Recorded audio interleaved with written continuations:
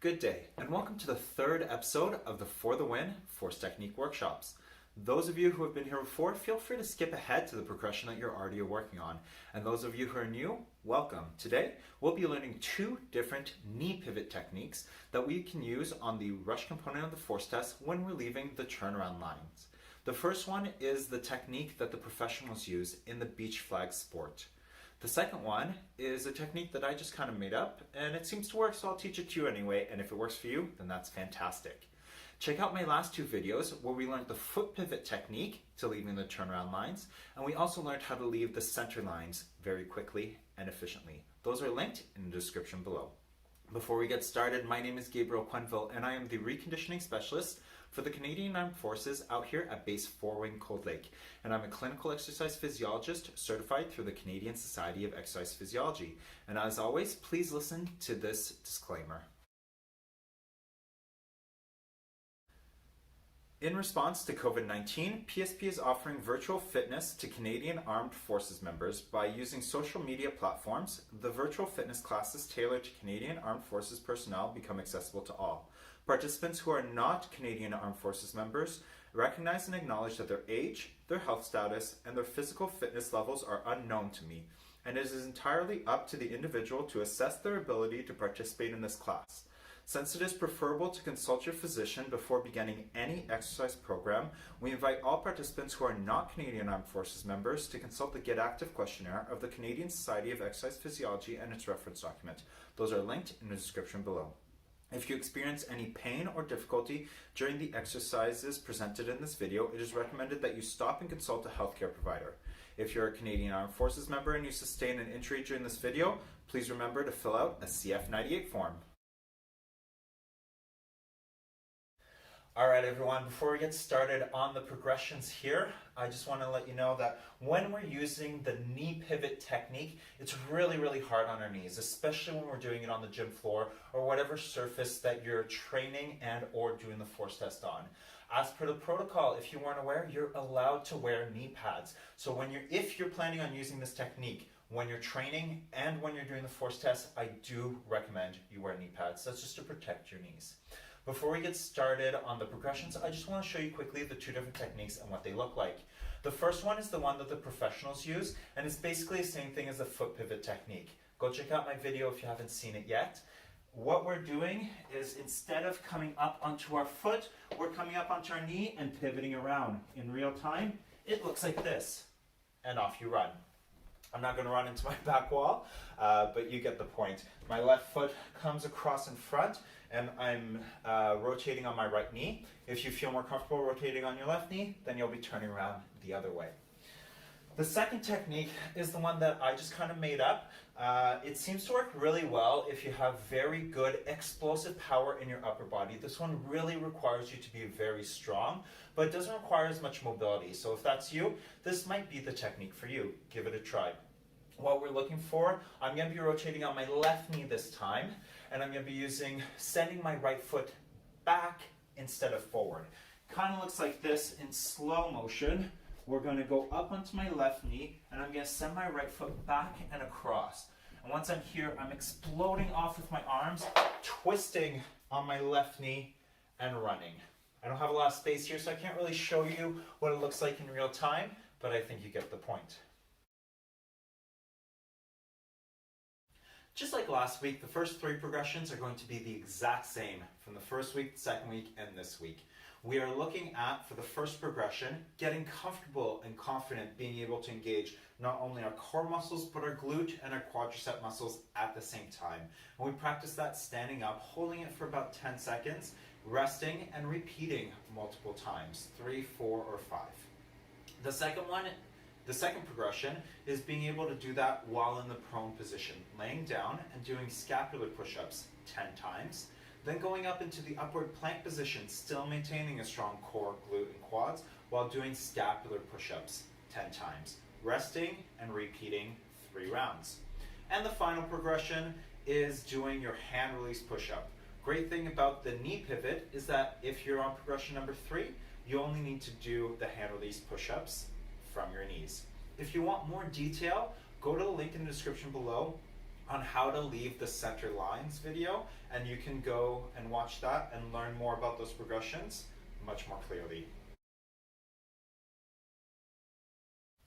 Remember, option 1 is going to be the knee pivot with your foot going forward, turning around and running. Option number 2 is going to be the knee pivot with your foot sending back and more of that explosive push-up. Try to remember which one you want to be working on, because each progression here forward is going to have an option 1 and an option 2. And you're just going to be working on the option for the technique that you want to be working on. Option number 1 for progression number 4 is going to be a hand release push-up into a deep crossover lunge. You're staying on your knee while you're doing your push-up. Therefore, there's going to be very little space between you and the floor, and it's going to require a lot of hip mobility. Even I struggle with this, and I have relatively good hip mobility. So if you don't have the hip mobility, you have 2 options. Either try to work on the foot pivot, or option number 2 of the knee pivot, and work on your hip mobility, regardless of whether you're going to be using this technique or not. If you're struggling with this, work on your hip mobility. We do post yoga videos every single day at 11 a.m. on the Four Wings Connections Facebook page during the COVID-19 pandemic. So let's get started on progression number 4, option 1. What it's going to be is going to be 3 times 10 hand release push-ups from your knees into a deep crossover lunge. Looks like this. On your stomach, everything's engaged. Core, glutes, quads, hand release, push up on your knees. Then cross over into a deep lunge. If you're doing option number 2, instead of sending the foot forward, we're going to send our foot back and crossed over. It's got to look like this. 3 times 10. Core engaged, glutes and quads. Hand release, press up onto your knees.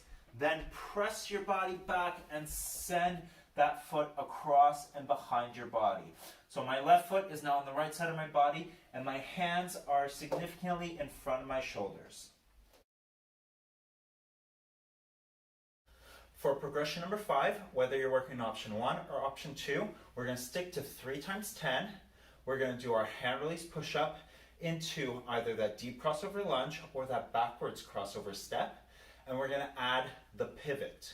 So for option number 1, it's going to look like this. On your stomach, everything's engaged. Hands release, press up, cross over, deep lunge, pivot, come back, and do it again. For option number 2, we're going onto our stomach. Everything's engaged. Hands up. Push up, push your body back, and cross over that leg. Twist and open up. Try not to fall like I just did. Come back down and try it again. 3 times 10. Try getting comfortable with that. It's a really awkward movement. Make sure you have knee pads. My knees are already hurting just from making this video.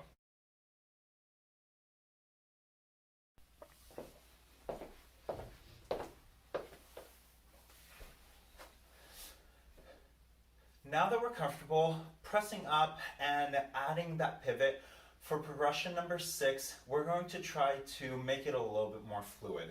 If you're here with option number 1, I want you to be focusing on trying to press and twist all in one movement. Go as far as you can and then finish the pivot, come back and restart 3 times, 10 repetitions. It's going to look a little bit like this. On your stomach, everything's engaged. Hand release, press up and twist into one movement. So this is how far I've twisted. I'm going to finish the twist, come back, and go back down, do it again. The goal here is to try to stay low. So if you notice on my first attempt, I actually ended up here with my chest proud. You want to be a little bit lower. That's how you're going to be faster. If you're doing option number 2, you want to be explosive off the push and try to twist with that foot being sent behind you. So it's going to look a little bit like this. Everything's engaged. Hand release. Press up and twist. You notice how my hand is still on the ground. I don't have a lot of explosive power in my chest. So the goal would be for you to actually be off the ground. Come and finish the twist. Back down onto your stomach. It takes a lot of power and a lot of coordination. That's why I prefer the foot pivot. But this might be the technique for you. In progression number 7, we're going to add the sprint to what we just did in progression number 6. I want you to press up and twist all in one movement, pause. Then from there, you're going to explode out and run 5 to 10 meters. Come back and do it again. It's going to look basically the same as progression number 6, but you're adding that sprint. Onto your stomachs. Option number 1, hand release, everything is engaged. Press up into that deep twist, pause. Then from here, turn, get up, and start running. Obviously, I'm not going to demonstrate that. I don't want to run into a wall. Option number 2, everything's engaged, hands up, press and push your body back. Send that foot across your body. Once you're here in this very awkward position, do your best to finish that twist and push your body up so you can twist and run 5 to 10 meters. It's going to take a lot of work. Keep working on it or try a different technique. Find the one that works for you. Finally, progression number 8. Once you're finished and comfortable with progression number 8, feel free to incorporate this technique into the rushes component of the force test. What we're going to do is 3 by 10 full knee pivot runs with 5 to 10 meters of maximal effort sprinting. Option number 1 is going to look like this. Obviously, I'm not going to show you the running part, but I'll show you from the twist to the getting up. On your stomach, hand release, everything's engaged. You're going to press, twist, get your foot, and start running. Option number 2, on your stomach, hand release, everything is engaged. Send that foot back, get up, and start running. Make sure that you have enough space to run 5 to 10 meters and don't run into the wall. And I said it numerous times, get some knee pads. My knees are hurting.